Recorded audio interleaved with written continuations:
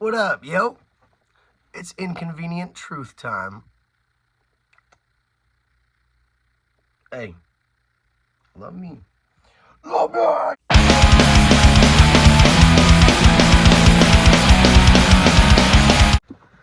What up, yo? Welcome to welcome back to the Power Dweeb. I am Jimbo, the Power Dweeb himself. I don't do much in my life except talk about this nonsense. But today I'm talking about something that's got me a little conflicted. I'm feeling a little neither here nor there about this one. I'm going to be discussing, unboxing, and reviewing the original MMPR Green Lightning Collection figure. He is notorious for being extremely overpriced on the aftermarket. There has been a lot of hullabaloo, etc., about the decisions made in redesigning the remaster, which I don't think is a remaster. It's really just a different toy. It's a deluxe version with some tweaks. But we're going to open them up. We're going to get into it. We're going to see whether it's worth it to spend all the money you'd have to spend on the aftermarket for this guy, or if you should just get the remaster and hit up one of the thousands of 3D printing friends who can make the shield for you. I have some thoughts before I've even opened it. And so we're going to crack it open and we're going to see. Let's go. So, before I even really fully open it, there's a couple of things I noticed right off rip. Number one is a decent amount of paint inconsistencies and gaps where the paint should have been filled in. And I got this sealed. I confirmed it is factory sealed. Same exact tape that they use, everything. I called up my scientist friends just to confirm. I'm lying. But I trust that it was sealed. But I see some paint flubs on the bandana and paint flubs on the mask. I'll bring you closer to me to see. But immediately, something I notice is I hate the helmet sculpt. It seems to me as though the centerpiece up top, this little portion in the middle is just way too wide. It kind of goofs up the entire design.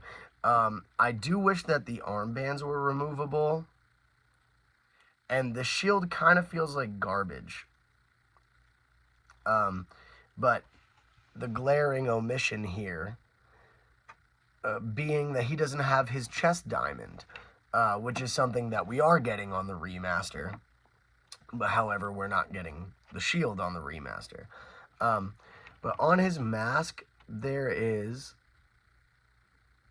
missing black in the visor, extra black on his upper and bottom lips, in addition to what, in my opinion, is far too wide of a midsection.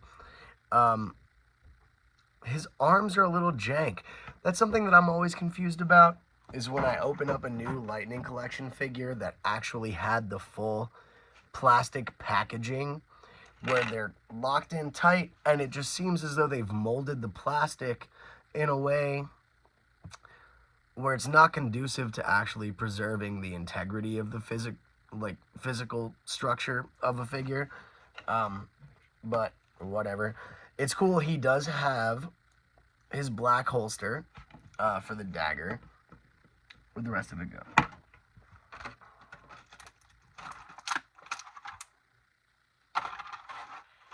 So, obligatory, rest in peace JDF.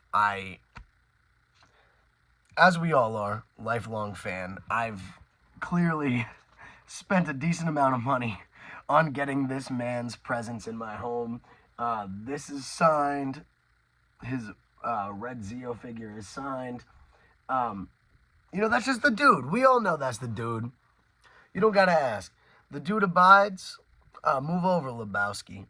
But, so he has his dragon dagger sheath, and it's accurate. Here's the sword. It's just,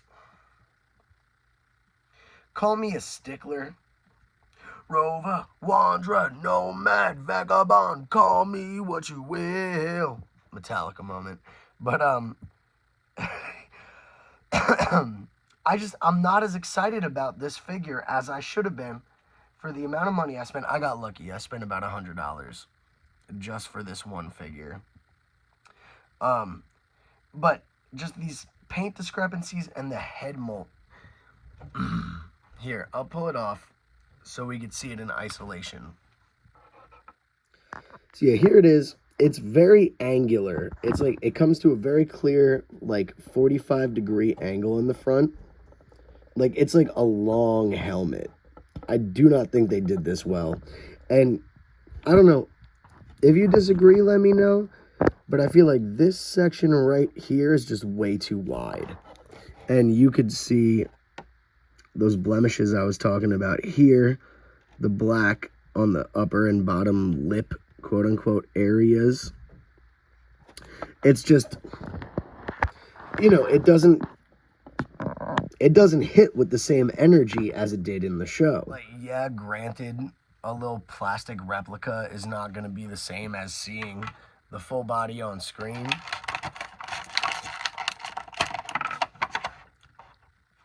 But it's supposed to be cool, right? So we have the head mold.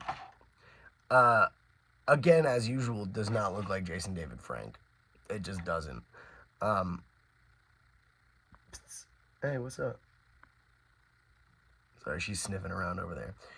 It's definitely the same head mold that they used for the Foot Soldier Tommy and Morph to Raphael 2-pack. Definitely the same one. They just painted him green. Here we go. Morph to Raph is so sick, I think.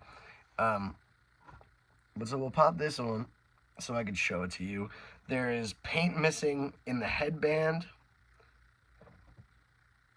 I mean, a minimal amount, but, you know, and I know this figure was $20 upon release, but I paid almost 5 times that. So it's kind of a little bit more frustrating for it to not be exactly what it should be. So yeah, here it is with his head. Let me get you. Hold up. I'll pose him.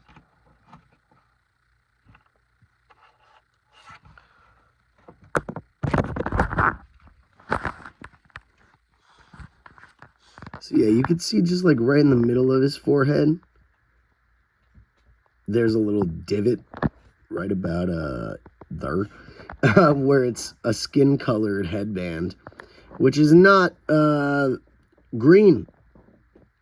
Green is not, you know, a Caucasian skin tone, but which normally this wouldn't be a big deal, but when you have this along with a blemished helmet, I feel like that's an automatic miss, and I think this gold looks pretty bad.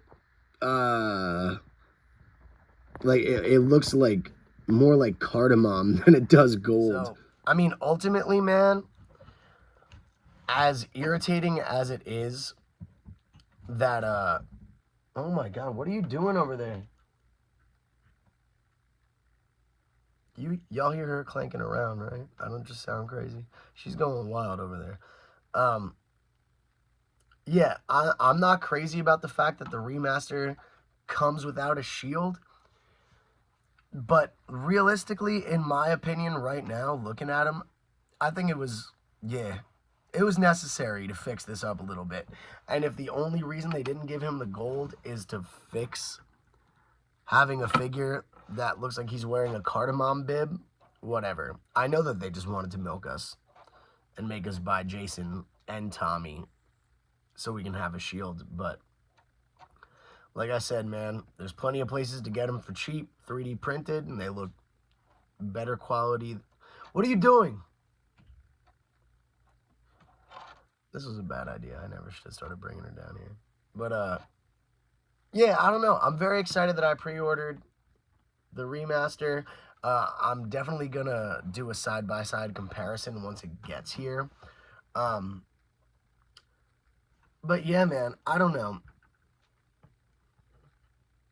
Take it from me, someone who has paid the aftermarket price for this dude, it is not worth it. Don't do it. Get the remaster.